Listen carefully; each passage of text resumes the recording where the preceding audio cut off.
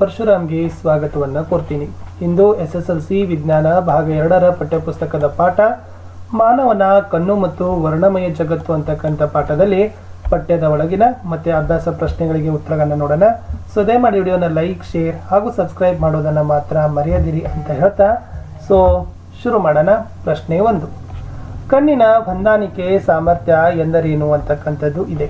ಉತ್ತರ: ದೂರದ ಹಾಗೂ ಹತ್ತಿರದ ವಸ್ತುಗಳನ್ನು ದೃಷ್ಟಿಸುವಂತೆ ಕಣ್ಣು ತನ್ನ ಸಂಗಮ ದೂರವನ್ನು ಹೊಂದಿಸಿಕೊಳ್ಳುವ ಸಾಮರ್ಥ್ಯಕ್ಕೆ ಕಣ್ಣಿನ ಹೊಂದಾಣಿಕೆ ಸಾಮರ್ಥ್ಯ ಅಂತ ಕರಿತೀವಿ. ಎರಡನೇ ಪ್ರಶ್ನೆ: ಸಮೀಪ ದೃಷ್ಟಿಯುಳ್ಳ ಒಬ್ಬ ವ್ಯಕ್ತಿಯು 1.2 ಮೀಟರ್ಗಿಂತ ಹೆಚ್ಚಿನ ದೂರದಲ್ಲಿರುವ ವಸ್ತುವನ್ನು ಸ್ಪಷ್ಟವಾಗಿ ನೋಡಲು ಸಾಧ್ಯವಿಲ್ಲ. ಇದಕ್ಕೆ ಕಾರಣ ಏನು? ಆ ವ್ಯಕ್ತಿ ದೃಷ್ಟಿ ಪುನರ್ಸ್ಥಾಪಿಸಲು ಬಳಸುವ ಸರಿಪಡಿಸುವ ಮಸೂರ ಯಾವುದು? ಉತ್ತರ: ಆ ವ್ಯಕ್ತಿಯು ಸಮೀಪದ ವಸ್ತುಗಳನ್ನು ಸ್ಪಷ್ಟವಾಗಿ ನೋಡ್ತಾನೆ, ಆದರೆ ಮೀಟರ್ಗಿಂತ ಹೆಚ್ಚಿನ ದೂರದಲ್ಲಿರುವ ವಸ್ತುವನ್ನು ಸ್ಪಷ್ಟವಾಗಿ ನೋಡಲು ಸಾಧ್ಯ ಇಲ್ಲ. ಏಕೆಂದರೆ ವಸ್ತುವಿನ ಪ್ರತಿಬಿಂಬವು ರೆಟಿನಾದಲ್ಲಿ ಉಂಟಾಗದೆ ರೆಟಿನಾದ ಮುಂಭಾಗದಲ್ಲಿ ಉಂಟಾಗ್ತದೆ. ಸೂಕ್ತ ಸಾಮರ್ಥ್ಯದ ನಿಮ್ನ ಮಸೂರವನ್ನು ಬಳಸಿ ಈ ದೋಷವನ್ನು ನಿವಾರಿಸಬಹುದು. ಪ್ರಶ್ನೆ 3, ಸಾಮಾನ್ಯ ದೃಷ್ಟಿಯುಳ್ಳವರಿಗೆ ದೂರ ಬಿಂದು ಮತ್ತು ಸಮೀಪ ಬಿಂದುಗಳು ಯಾವುವು? ದೂರ ಬಿಂದು ಅನಂತ ದೂರ, ಸಮೀಪ ಬಿಂದು 25 ಸೆಂಟಿಮೀಟರ್. ನಾಲ್ಕನೇ ಪ್ರಶ್ನೆ: ಕೊನೆಯ ಬೆಂಚ್ನ ಒಬ್ಬ ವಿದ್ಯಾರ್ಥಿಯು ಕಪ್ಪು ಹಲಗೆಯ ಬರಹವನ್ನು ಓದಲು ಕಷ್ಟಪಡ್ತಾನೆ. ಈ ಮಗು ಬಳಲುತ್ತಿರುವ ತೊಂದರೆ ಯಾವುದು? ಅದನ್ನು ಹೇಗೆ ಸರಿಪಡಿಸಬಹುದು? ಆ ವಿದ್ಯಾರ್ಥಿ ಸಮೀಪ ದೃಷ್ಟಿ ದೋಷವನ್ನು ಹೊಂದಿರ್ತಾರೆ. ಸೂಕ್ತ ಸಾಮರ್ಥ್ಯದ ನಿಮ್ನ ಮಸೂರವನ್ನು ಬಳಸಿ ಈ ದೋಷವನ್ನು ಸರಿಪಡಿಸಬಹುದು. ಅಭ್ಯಾಸಗಳು: ಪ್ರಶ್ನೆ: ಮಾನವನ ಕಣ್ಣು ತನ್ನ ಕಣ್ಣಿನ ಮಸೂರದ ಸಂಗಮ ದೂರವನ್ನು ವಿವಿಧ ದೂರಗಳಲ್ಲಿರುವ ವಸ್ತುಗಳು ಕಾಣುವಂತೆ ಸರಿಹೊಂದಿಸಲು ಕಾರಣ. ಎ. ಪ್ರಿಸ್ಬಯೋಫಿಯಾ, ಬಿ. ಕಣ್ಣಿನ ಹೊಂದಾಣಿಕೆ, ಸಿ. ಸಮೀಪ ದೃಷ್ಟಿ, ಡಿ. ದೂರದೃಷ್ಟಿ. ಸರಿಯಾದ ಉತ್ತರ ಬಿ. ಕಣ್ಣಿನ ಹೊಂದಾಣಿಕೆ. ಮುಂದಿನ ಪ್ರಶ್ನೆ: ಮಾನವನ ಕಣ್ಣು ವಸ್ತುವಿನ ಪ್ರತಿಬಿಂಬವನ್ನು ಉಂಟು ಮಾಡುವ ಭಾಗ. ಎ. Cornea, B. ವರ್ಣಪಟಲ, ಸಿ. ಕಣ್ಣಿನ ಪಾಪೆ, ಡಿ. ರೆಟಿನಾ. ಉತ್ತರ ಡಿ. ರೆಟಿನಾ. ಸಾಮಾನ್ಯ ದೃಷ್ಟಿ ಹೊಂದಿರುವ ಯುವ ವಯಸ್ಕರಿಗೆ ಕಣ್ಣಿನ ಕನಿಷ್ಠ ದೂರ. A. 25 metre, B. 2.5 centimetre, C. 25 centimetre, D. 2.5 metre. ಉತ್ತರ 25 ಸೆಂಟಿಮೀಟರ್. ಕಣ್ಣಿನ ಮಸೂರದ ಸಂಗಮ ದೂರದ ಬದಲಾವಣೆಯಾಗುವ ಕ್ರಿಯೆಗೆ ಡ್ಯಾಶ್ ಕಾರಣ. ಎ. ಕಣ್ಣಿನ ಪಾಪೆ, ಬಿ. Retina, C. ಸಿಲಿಯರಿ ಸ್ನಾಯುಗಳು, ಡಿ. ಐರಿಸ್. ಸರಿಯಾದ ಉತ್ತರ ಸಿ. ಸಿಲಿಯರಿ ಸ್ನಾಯುಗಳು. 9ನೇ ಪ್ರಶ್ನೆ: ಒಬ್ಬ ವ್ಯಕ್ತಿಯ ದೂರದೃಷ್ಟಿ ಸರಿಪಡಿಸಲು -5.5 ಡಯಾಪ್ಟರ್ ಸಾಮರ್ಥ್ಯದ ಮಸೂರದ ಅವಶ್ಯಕತೆ ಇದೆ. ಅತ್ಯಂತ ಸಮೀಪ ದೃಷ್ಟಿ ಸರಿಪಡಿಸಲು +1.5 ಡಯಾಪ್ಟರ್ ಸಾಮರ್ಥ್ಯದ ಮಸೂರದ ಅವಶ್ಯಕತೆ ಇದೆ. ಹಾಗಾದರೆ ಯಾವ ಸಂಗಮ ದೂರವುಳ್ಳ ಮಸೂರವು ಈ ಕೆಳಗಿನ ದೋಷಗಳನ್ನು ಸರಿಪಡಿಸಲು ಬೇಕಾಗಿದೆ? ಎ.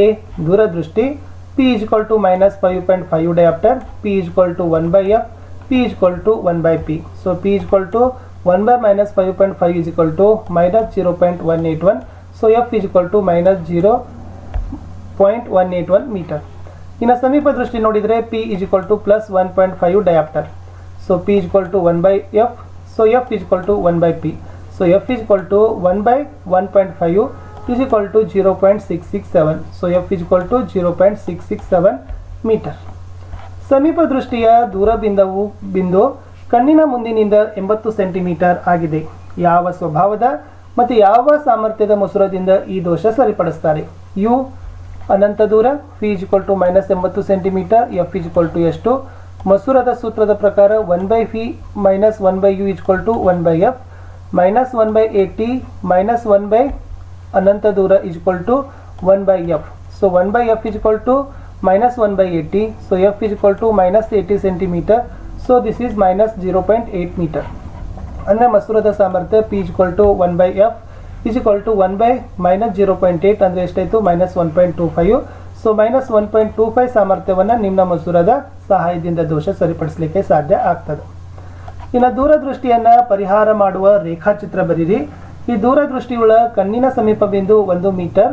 ಈ ದೋಷ ಪರಿಹರಿಸಲು ಬೇಕಾದ ಮಸೂರದ ಸಾಮರ್ಥ್ಯ ಎಷ್ಟು? ಸಾಮಾನ್ಯ ಕಣ್ಣಿನ ಕನಿಷ್ಠ ದೂರ ವ್ಯಾಪ್ತಿ 25 ಸೆಂಟಿಮೀಟರ್ ಇದೆ.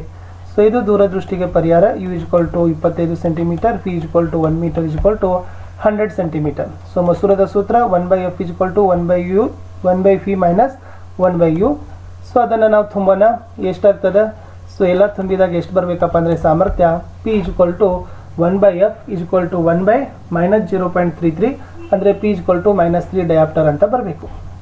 ಸಾಮಾನ್ಯ ಕಣ್ಣುಗಳಿಂದ 25 ಸೆಂಟಿಮೀಟರ್ಗಿಂತ ಹತ್ತಿರದ ವಸ್ತುಗಳನ್ನು ಸ್ಪಷ್ಟವಾಗಿ ನೋಡಲು ಸಾಧ್ಯ ಇಲ್ಲ. ಏಕೆಂದರೆ ಈ ಕಣ್ಣಿನ ಸಿಲಿಯರಿ ಸ್ನಾಯುಗಳು ಒಂದು ಮಿತಿಗಿಂತ ಹೆಚ್ಚಿನ ಕುಗ್ಲಿಕ್ಕೆ ಬರೋದಿಲ್ಲ. ಆದರೂ ಒತ್ತಡ ಉಂಟಾಗಿ ಸ್ಪಷ್ಟವಾಗಿ ನೋಡಲು ಬರೋದಿಲ್ಲ ಅಂತ ಹೇಳ್ತಾರೆ. ಇನ್ನು ನಾವು ಕಣ್ಣು ಮತ್ತು ವಸ್ತುವಿನ ನಡುವಿನ ದೂರವನ್ನು ಹೆಚ್ಚಿಸಿದಾಗ ಕಣ್ಣಿನಲ್ಲಿ ಅದರ ಪ್ರತಿಬಿಂಬದ ದೂರ ಏನಾಗ್ತದೆ ಕೇಳಿದರೆ, ಈ ಕಣ್ಣಿನ ಗಾತ್ರದಲ್ಲಿ ಯಾವುದೇ ಬದಲಾವಣೆ ಆಗದೇ ಇರೋದ್ರಿಂದ ಪ್ರತಿಬಿಂಬದ ದೂರದಲ್ಲಿ ಯಾವುದೇ ಬದಲಾವಣೆ ಆಗೋದಿಲ್ಲ. ವಸ್ತುವಿನ ದೂರದಲ್ಲಿ ಬದಲಾವಣೆ ಉಂಟಾದಾಗ ಕಣ್ಣಿನ ಮಸೂರ ತನ್ನ ಸಂಗಮ ದೂರದಲ್ಲಿ ಹೊಂದಾಣಿಕೆ ಮಾಡಿಕೊಂಡು ಪ್ರತಿಬಿಂಬ ರೆಟಿನಾದ ಮೇಲೆ ಬೀಳುವಂತೆ ಮಾಡ್ತದೆ. ಇನ್ನು ನಕ್ಷತ್ರಗಳು ಮಿನುಗುವುದೇಕೆ ಕೇಳಿದರೆ, ನಕ್ಷತ್ರಗಳು ತುಂಬಾ ದೂರದಲ್ಲಿರೋದ್ರಿಂದ ಅವು ಅಂದಾಜು ಬಿಂದು ಗಾತ್ರದ ಬೆಳಕಿನ ಮೂಲಗಳಂತೆ ಕಾಣ್ತವೆ. ಈ ನಕ್ಷತ್ರಗಳ ಬೆಳಕು ಭೂಮಿಯ ವಾಯುಮಂಡಲವನ್ನು ಪ್ರವೇಶಿಸಿ ಭೂಮಿಯನ್ನು ತಲುಪುವ ಮುನ್ನ ಸತತವಾಗಿ ವಕ್ರೀಭವನ ಹೊಂದುತ್ತವೆ. ಈ ವಾಯುಮಂಡಲ ನಕ್ಷತ್ರದ ಬೆಳಕನ್ನು ಲಂಬದ ಕಡೆಗೆ ಬಾಗಿಸೋದ್ರಿಂದ ಈ ನಕ್ಷತ್ರದ ತೋರಿಕೆಯ ಸ್ಥಾನ ಅದರ ನೈಜ ಸ್ಥಾನಕ್ಕಿಂತ ಸ್ವಲ್ಪ ಬೇರೆ ಆಗ್ತದೆ. ಇದರಿಂದ ಕಣ್ಣನ್ನು ಪ್ರವೇಶಿಸುವ ನಕ್ಷತ್ರಗಳ ಬೆಳಕು ಮಿನುಗ್ತದೆ. ಮುಂದಿನ ಪ್ರಶ್ನೆ, ಗ್ರಹಗಳು ಏಕೆ ಮಿನುಗೋದಿಲ್ಲ ವಿವರಿಸಿರಿ. ಗ್ರಹಗಳು ಭೂಮಿಗೆ ತುಂಬಾ ಹತ್ತಿರದಲ್ಲಿದೆ ಮತ್ತು ವಿಸ್ತರಿಸಿದ ಬೆಳಕಿನ ಮೂಲಗಳಂತೆ ಕಾಣ್ತವೆ. ನಾವು ಒಂದು ಗ್ರಹವನ್ನು ಹಲವಾರು ಬಿಂದು ಗಾತ್ರದ ಬೆಳಕಿನ ಮೂಲಗಳ ಸಂಗ್ರಹ ಎಂದು ಭಾವಿಸಿದರೆ ಒಟ್ಟು ಎಲ್ಲಾ ಬಿಂದುಗಳಿಂದ ನಮ್ಮ ಕಣ್ಣನ್ನು ತಲುಪುವ ಬೆಳಕಿನ ವ್ಯತ್ಯಾಸ ಎಲ್ಲಾ ಬಿಂದುಗಳ ಬೆಳಕಿನ ವ್ಯತ್ಯಾಸ ಹತ್ತಿರವಾಗ್ತದೆ. ಇದರಿಂದ ಗ್ರಹಗಳ ಮಿನುಗುವಿಕೆ ಶೂನ್ಯವಾಗ್ತದೆ. ಇನ್ನು ಗಗನಯಾತ್ರಿಗೆ ಆಕಾಶ ನೀಲಿಯಾಗಿ ಕಾಣದೆ ಕಪ್ಪಾಗಿ ಕಾಣಲು ಕಾರಣವೇನು ಕೇಳಿದರೆ, ಅತಿ ಎತ್ತರದಲ್ಲಿ ವಾಯುಮಂಡಲ ಇಲ್ಲದೇ ಇರೋದ್ರಿಂದ ಬೆಳಕಿನ ಚದುರುವಿಕೆ ಬರೋದಿಲ್ಲ.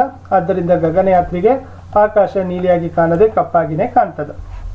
ಇಷ್ಟಿತ್ತು ಈ ಪಾಠದ ಕಂಪ್ಲೀಟ್ ಆಗಿರ್ತಕ್ಕಂಥ ಪ್ರಶ್ನೋತ್ತರಗಳು ಅಂತ ಹೇಳ್ತಾ, ಎಲ್ಲ ವಿಷಯಗಳಲ್ಲಿ ನಾವು ಪ್ರಶ್ನೋತ್ತರಗಳನ್ನ FA ಕ್ವಶನ್ಗಳನ್ನ ಪಾಸಿಂಗ್ ಪ್ಯಾಕೇಜ್ ಸೀರೀಸ್ಗಳನ್ನ ಸಹಿತ ಸ್ಟಾರ್ಟ್ ಮಾಡಿದ್ದೀವಿ. ಅವುಗಳನ್ನ ತಪ್ಪದೇ ನೋಡಿ.